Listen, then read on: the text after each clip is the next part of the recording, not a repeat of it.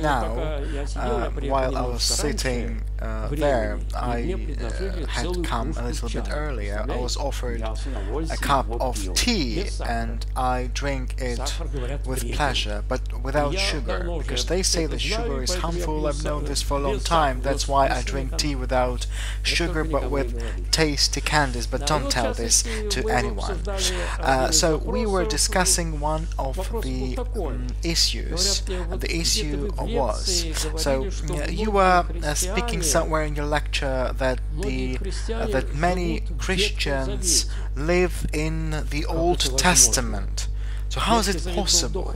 So the Old Testament was before Jesus Christ, but after Jesus Christ we have the New Testament. How is it possible? It's a confusion. So we spoke about it in a very fruitful way. There were different thoughts about this. But what is the main idea of this religiosity we have nowadays? And when we speak about the Old Testament up to the times of Jesus Christ, so they explained to me in this way. So, up to the times of Jesus Christ, the main idea of the religions was to fulfill meticulously and constantly all the instructions. So you must attend church sermons. And I do attend church sermons, but as soon as I come, they sing Christ is risen. So fulfilling all the church instructions, what are they? So if you start digging deep into them, there were many of them, but one of the most important one was just fulfilling Saturday instruction. You cannot do anything on Saturday. You cannot carry anything heavier than a handkerchief. Do you remember a Pharisee was saying that he was boasting? We think that he was boasting of this. What was he saying? So I fast twice a week, I do this, I fulfill this. So we think that he's a hypocrite, a man who was boasting of everything. But that was the main idea of religion. So do you remember the words? You're like decorated coffins, but what do you have inside? Nothing. So that was the main idea of the Old Testament religiosity. The main idea was to fulfill all the church instructions. The main idea, the gist. Let us now look at the way we perceive Christianity. If we address the majority of ideas, so if you go to the church, so do not give anyone a candle over your left shoulder. Don't do this. In this case, you will know what will happen. I've never done it. So what is the main idea of any religion? To go to the church, yeah, true. To take communion, yeah, sure. To pray, sure. To order church services, to attend holy places, and that's it. So people see the main idea of religion. People see outer facets of doing simple things. They resort religion to these things. This is the Old Testament thing, kind of thing. The New Testament tells about other things. I don't want to name other things, but I would like to speak against myself. I will tell you about other things. Well, to graduate from Orthodox academia, well, to be a professor, to read wise books, because if you become a holy man, and this is the main idea of religion. But what does Christianity speak about? The main idea of religion is when a man can really, spiritually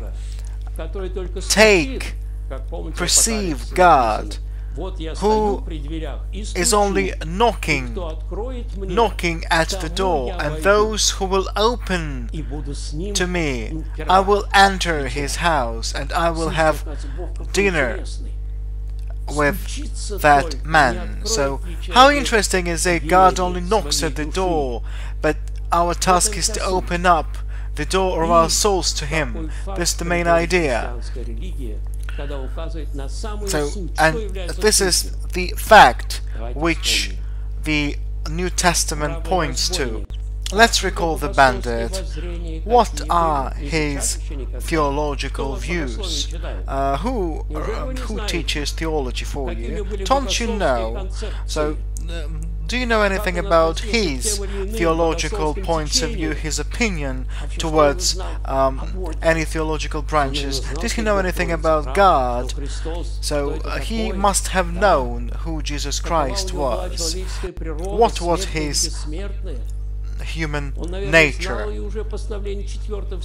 He must have known the decree of the Fourth World Ecumenical Council. Ask him. Nothing. Nothing. What did he do? Nothing.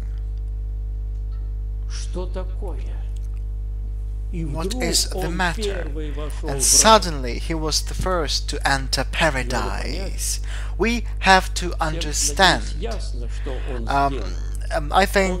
I hope everything is clear to everybody that he did nothing of what was the main idea of the Old Testament vision about the religion. But it's a pity that for the main majority of Christians from the New Testament he did not do anything, but he transpired to be a Christian who undoubtedly entered the paradise. You will be together with me in paradise today. He was a Christian, but he did not do anything. So here we face a unique phenomenon. We need to think through carefully. What is orthodoxy? What does it tell? So do we need this outer facet of religious life? So we need garments, but so we cannot walk naked. So the bandit before being crucified was undressed. So does a man need garments? Yes, he does. We do these outer forms, but in what sense do we need them? So secondary ones, which helps to make discipline for a human soul, to help him be in the condition of the right bandit. So this is the main idea of Christianity, which is different from what we have just been speaking about. So Jesus Christ says, just give him the helping hand. So do you remember the reaction? Do you remember the reaction? They were infuriated. Kill him. He broke the main idea of religion. So there were many cases of this. So, but Jesus Christ was doing intentionally everything on Saturday.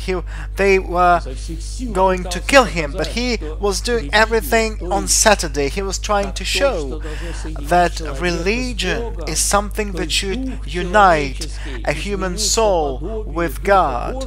So to unite the spirituality of a human being with God. So it is important that our soul changes according to godly spirit.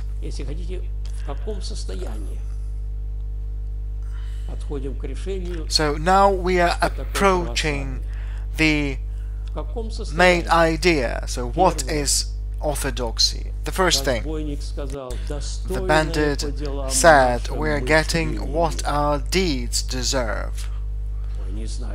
Well, I don't know whether everyone will agree to this.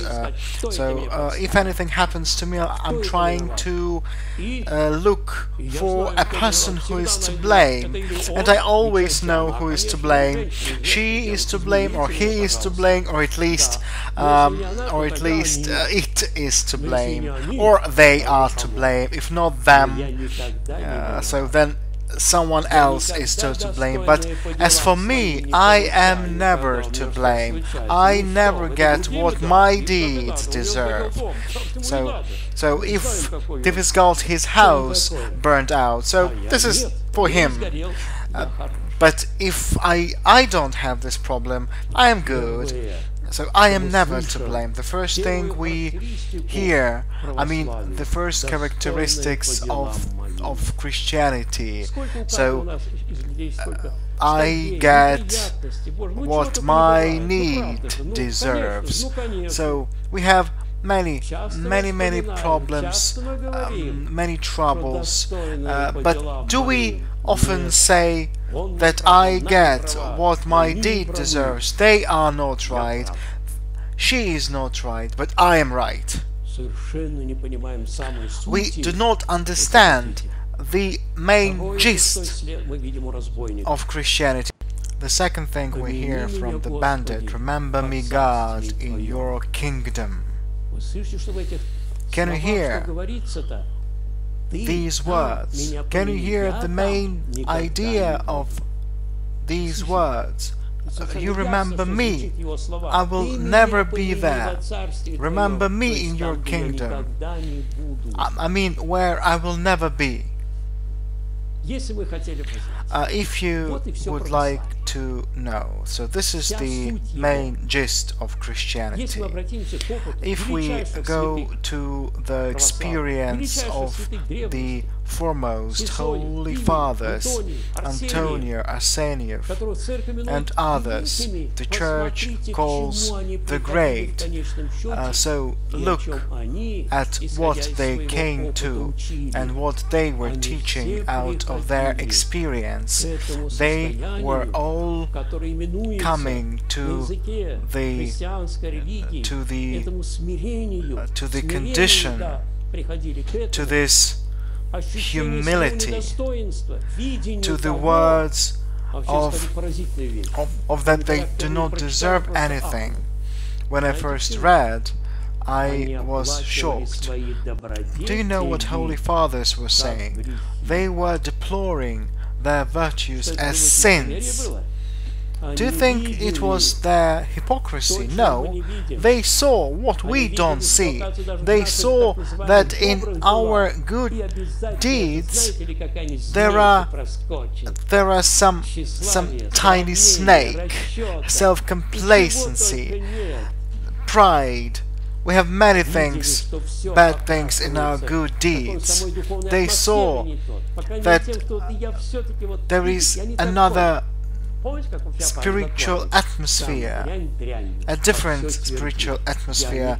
Do you remember Van the Reckless said he is a bad guy, but he was boasting of himself all the time. When I do the examination, I say, okay, sit down, you have an excellent mark. So it's so easy to pass examinations, come to us. So this is the main idea of Christianity, so that a man could come to the idea when he can see what he deserves. What do we really deserve? We are waiting for gifts, we are waiting for success. But if a man looks inside his soul, he will see that he does not deserve even to address God. Shame on you! Shame on you! It's a shame to face God with all our nature and inner soul we have. So we can just imagine that God can see everything, my ideas, my hypocrisy, my lies, my everything, and if I face Him, if I address Him, I just have to hide away, not to pray to Him. That is the main idea of Christianity, of orthodoxy. That's a man should come to. And orthodoxy explains how a man comes to the idea, and explains the way we come to the idea. In order to come to this idea, we have testimonials. Well, do not judge. Is it easy? Yes, it is. Do not judge. Once I received a letter where I read, so I can't do anything. I drink a lot, and I ask my friends, but and he says that I ask how not to drink, and and I'm told, don't drink, do not judge, do not judge. So it is one testimonial is enough to see who I am in reality and who I am. When I judge another man, what does it mean? It means that I would not do this. So do you see who I am, who she is, who he is? So suddenly I see everything inside me. That's what I am in reality. So doing testimonials, forcing myself into fulfilling testimonials makes me understand who I am. So if you're good, if you think that you are really good, just try to fulfill one testimonial. There are many testimonials, but it's only one. Do not judge. And it's difficult to fulfill. So testimonials are the most powerful tool or remedy with which I can see who I am. So I feel how good I am. I feel. Others do not see that I'm good, in fact, but I know. But suddenly I see my being good, which shocks me. So fulfilling testimonials, making people see who they are, it opens up the knowledge of what I am. It gives me the condition which is called in Christianity humility. The humility the right bandit demonstrated. So remember me, God, in your kingdom, because I will not be there. I will never be there. I don't have even a thought of being there with you, God. So I deserve only hell. So you see, so orthodoxy is very simple. It's very easy to understand. Everything is very clear. But how do we understand this Christianity? We stand in a church, we dream about anything, we judge everyone, we get angry at everybody. So So the clergyman is wrong, the chorus is wrong. Ignatiy Brinchanin has got a beautiful image. He says, if a house is covered with an iron roof, a real one, a good one, everything is constructed in a good way, and it's raining, it's raining, cats and dogs, everything rolls down from the roof, nothing gets inside. So this is the image which is pertinent to people who can go to the church, who can pray all the time, but at the same time they can be this iron roof. The words do not penetrate through this iron roof, and the water rolls down from the roof. So this outer facet is a very serious thing. In what sense? When people start paying attention to this. So I am a church-like man. Do you know what a church-like man is?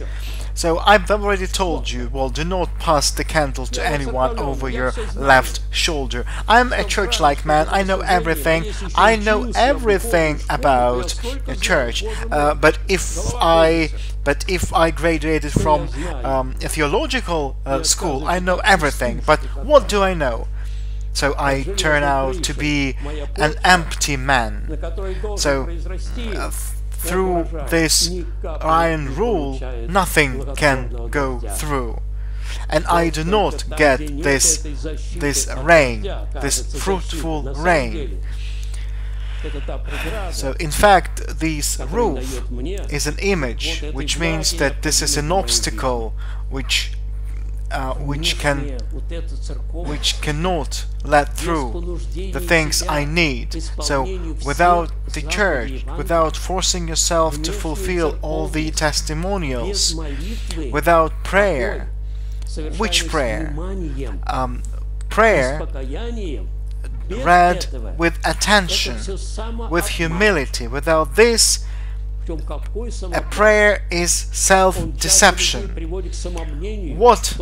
But what is the self-deception? It leads a man to hypocrisy, to this condition. Who crucified Jesus Christ? Such Christians. We can reveal Christianity with two words, right banded, and a man who cannot come to the state, he should understand theoretically, at least theoretically, we need to understand how far away I am from orthodoxy. I am in the Old Testament. This is all important. So that's what we can resort everything. We need at least to understand there are criteria. There are many criteria of spiritual life. What is this criterion? If we treat the belief in Jesus Christ correctly, I see that I cannot fulfill any testimonial in a proper way. I'm an ill man. Do I judge? Yes, I do judge. So do not be envy. But how can I not envy? Love other people. So how can I love other people? So this is the point. That's what orthodoxy is. Sometimes in our manuals, I studied, but it was in the last century. So in these manuals I read what theoretical basis of theology I have to know, what is consciousness, there are different kinds of consciousness, how many kinds of of God's kingdoms. Once I made a mistake, the grossest mistake. I said to my professor that there is only one God's kingdom. And to this, my professor told me, "You, Alexei Iliich, since you did not study in the first classes of theological seminars, you don't know that there are three kinds of God's kingdom." I said, "Oh, I'm sorry. But you can know everything, but who are you?" So you remain the same.